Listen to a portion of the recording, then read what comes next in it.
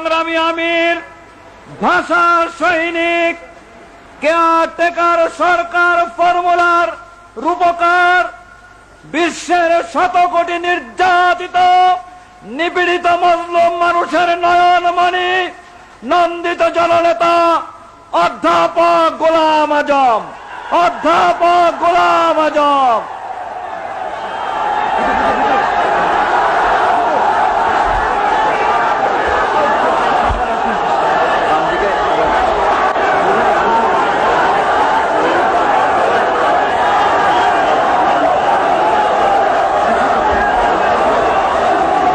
আলহামদুলিল্লাহ রাব্বিল আলামিন,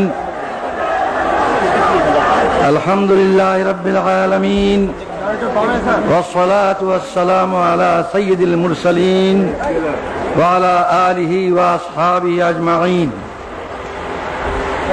এই শুকরিয়া দিবস উপলক্ষে আয়োজিত এই মহাসমাবেশের সভাপতি,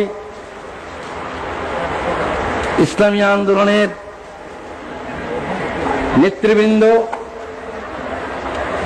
আর আমার প্রিয় সংগ্রামী দেশবাসী, আসসালামু আলাইকুম ওয়া রাহমাতুল্লাহ।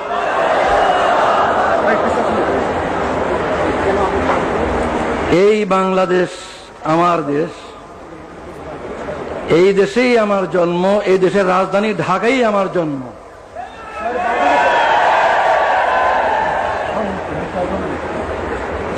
জন্মগত নাগরিকত্ব আল্লাহর দান, কে কোথায় জন্ম নেবে এটা ফয়সালা তিনি করেন। এই জন্মসূত্রে নাগরিকত্ব কেড়ে নেওয়ার কোনো অধিকার নেই। তবু কেড়ে নেওয়া হয়েছিল। আজ আমার কোনো দুঃখ নাই, আমার কোনো দুঃখ নাই। আল্লাহ তাআলা সম্মানের সঙ্গে আমার দেশের সর্বোচ্চ আদালতের মাধ্যমে আমার নাগরিকত্ব ফিরিয়ে দিয়েছেন, আলহামদুলিল্লাহ। নাগরিকত্ব হচ্ছে সকল অধিকারের ভিত্তি। যদি নাগরিকত্বই স্বীকৃতি না হয় তাহলে আর কোনো অধিকারই স্বীকৃত হয় না। যেহেতু সরকার আমার নাগরিকত্ব স্বীকার করেনি এতদিন পর্যন্ত, এই কারণে রাজনৈতিক অধিকারও আমার ছিল না। সরকারের নিকট রাজনৈতিক অধিকার স্বীকৃত ছিল না, আর বাকি অধিকার তো প্রশ্নই ওঠে না। আলহামদুলিল্লাহ, আজ আমি আপনাদের মতোই একজন নাগরিক। এই দেশের 12 কোটি মানুষের মতোই আমি একজন জন্মসূত্রে নাগরিক।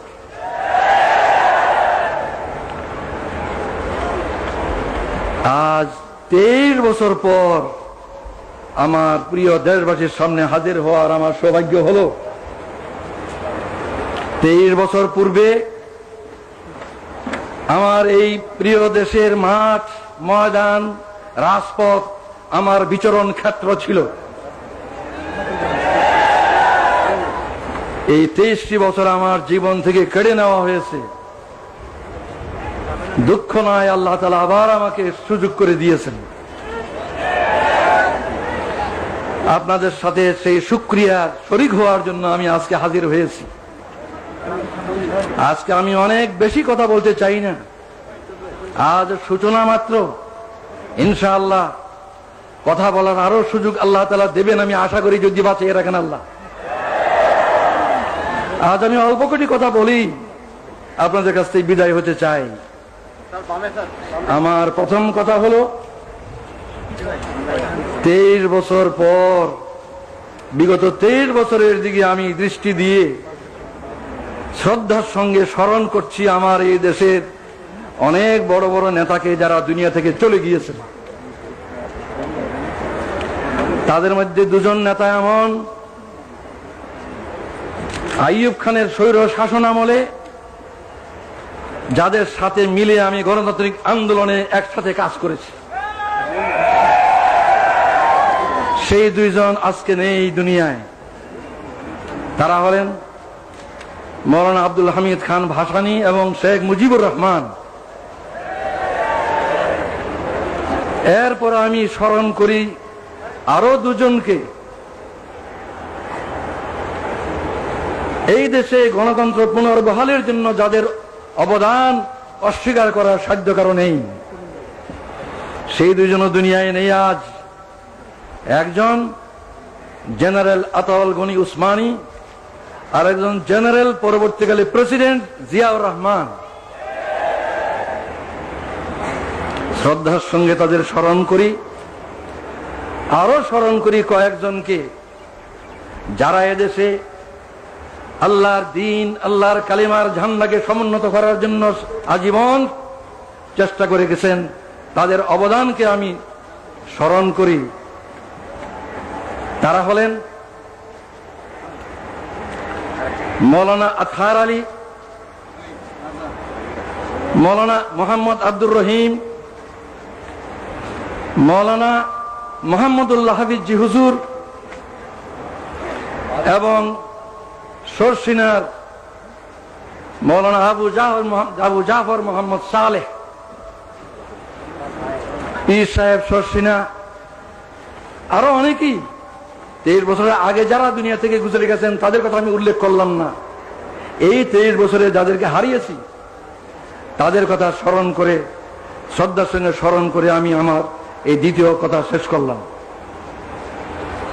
এরপর 72 বছর বয়সে দাঁড়িয়ে আমি ভাবছি যে আমার ডাক কবে আসে আল্লাহর পক্ষ থেকে।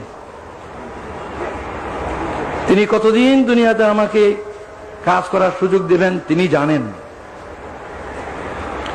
আমার কোনো ব্যক্তিগত উচ্চাকাঙ্ক্ষা নাই। আমি নিজে দেশের বড় কিছু হব, দেশের কোনো কর্তা হব, এই ধরনের কোনো কামনা আমার নাই। কিন্তু একটি কামনাই আমাকে অস্থির করে যে দুনিয়া থেকে যখন বিদায় নেব তখন আমার এই দেশবাসীর 12 কোটি মানুষকে কি অবস্থায় আমি রেখে যাব। তাদেরকে সুখী, নিরাপত্তাবোধ নিয়ে বেঁচে থাকার মতো অবস্থায় রেখে যেতে পারবো কিনা, এটা আমার সবচেয়ে বড় চিন্তা। ক্ষুধা তৃষ্ণা,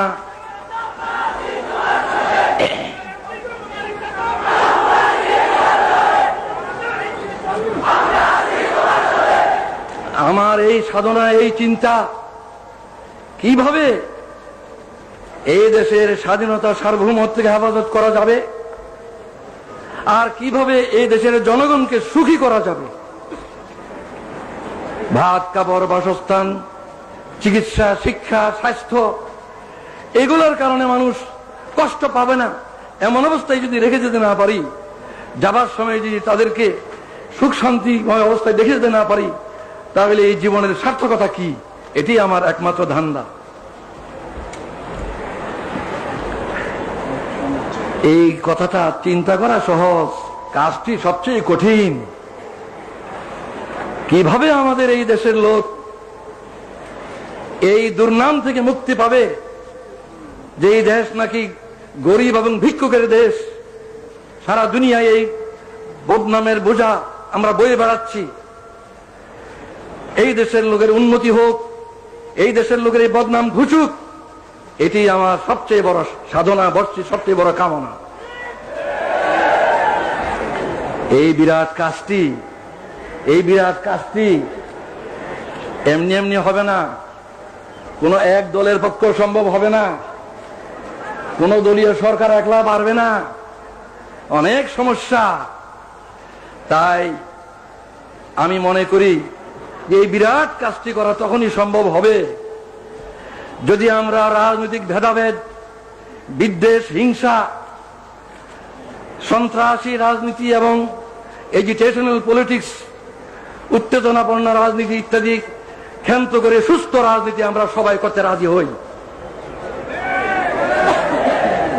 আমি মনে করি যে দেশ গড়ার চিন্তা ভাবনা যাদের আছে তারাই রাজনীতি করেন,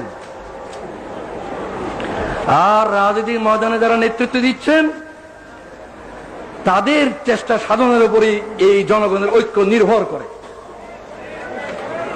জনগণের মধ্যে বিভেদ সৃষ্টি করে কোনো নেতৃত্ব সফল হবে না। জনগণের মধ্যে ঐক্য সৃষ্টি করেই সত্যিকার ভাবে দেশের কল্যাণ করা সম্ভব। এই ঐক্যের জন্য আসুন আমরা সকলে চেষ্টা করি। অতীতের বহু উত্থান পতন হয়েছে, রাজনীতির অঙ্গনে বহুত উত্থান পতন হয়েছে। আসুন আমরা ওইসব অতীতের দুঃখের কথাগুলি ভুলে যাই। আমরা যারা রাজনীতি ময়দানে আসি, আসুন একসাথে বসি, ভাব বিনিময় করি। দেশের সমস্যা অজানা নয়, সবারই কাছে আমাদের জানা। আসল কথা সমাধানের পথ কি, কিভাবে সমাধান করব, এই সমাধানের জন্য আসুন একসাথে বসি, একসাথে চিন্তা করি, মতের বিনিময় করি। আমরা ঐক্যবদ্ধভাবে চেষ্টা করা ছাড়া এই বিরাট কাজ কিছুটি সম্ভব নয় বলে আমি বিশ্বাস করি। আমি দেশবাসীর সকলের কাছে এই কামনা করি যে আপনারাও দোয়া করেন। আমি এই চেষ্টাই করতে চাই, প্রতিটি রাজনৈতিক নেতার দুয়ারে দুয়ারে আমি যেতে চাই, প্রতি নেতার কাছে আমি ধর্ম দিতে চাই। আসুন আমরা দেশকে গড়ি একসাথে মিলে।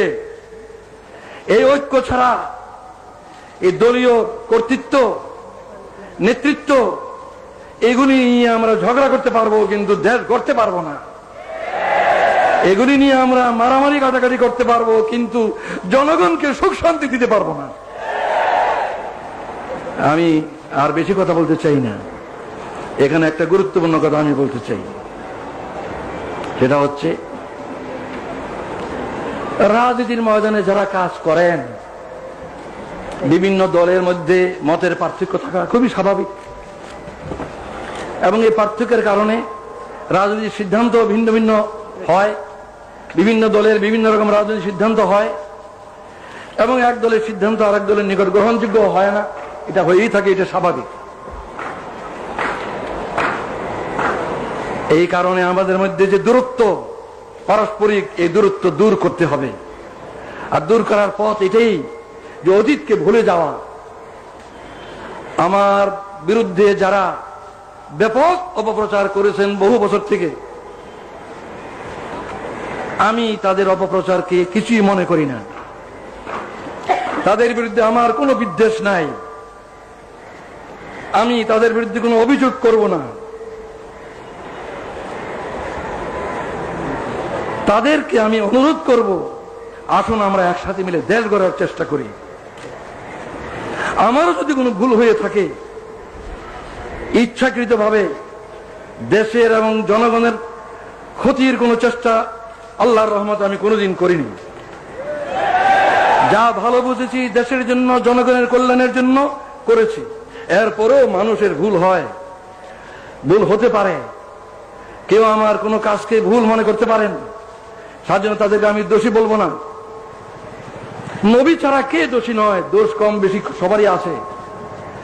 তাই যারা আমার কোনো কাজকে ভুল মনে করেছেন, আমার কোনো কাজে অসন্তুষ্ট হয়েছেন, আমার কোনো কাজে ব্যথিত হয়েছেন, দুঃখ পেয়েছেন, আমি তাদের সবার কাছে জানাচ্ছি, আপনাদের এই বেদনার সঙ্গে আমি শরীক, আমিও দুঃখিত।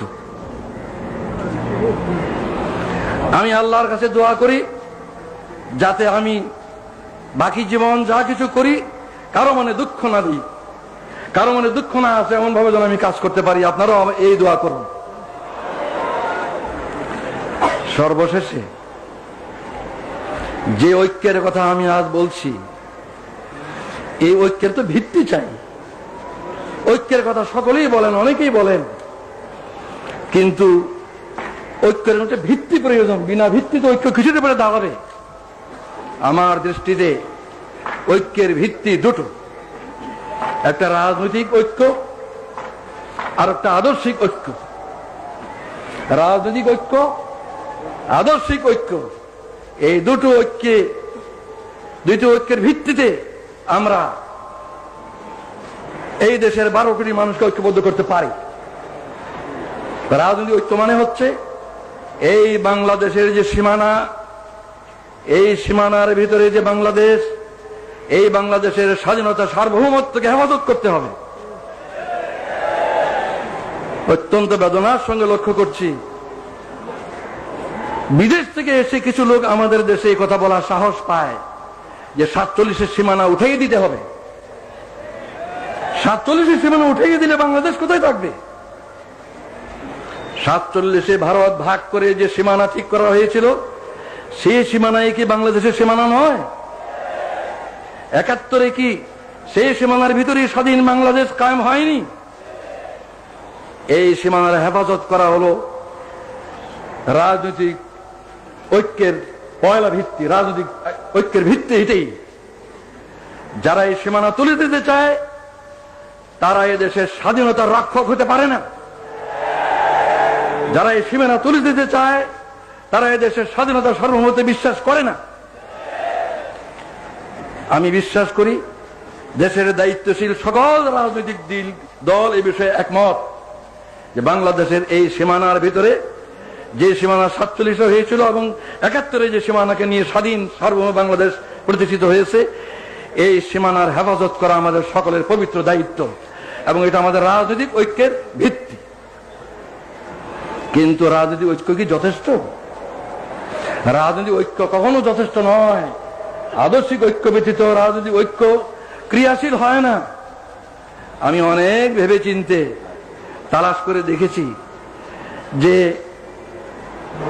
3টি কথাই হচ্ছে আদর্শিক ভিত্তি। 3টি কথাই হচ্ছে আদর্শিক ভিত্তি। আল্লাহ যিনি আমাদেরকে সৃষ্টি করেছেন, যিনি আমাদের মনিব, মাহবুদ, প্রভু, সেই আল্লাহ ঐক্যের, আদর্শিক ঐক্যের পয়লা ভিত্তি। সেই আল্লাহ মানব জাতির দিশারি হিসাবে, পথ প্রদর্শক হিসাবে তার রসুলকে পাঠিয়েছেন, যুগে যুগে রসুলগণকে পাঠিয়েছেন।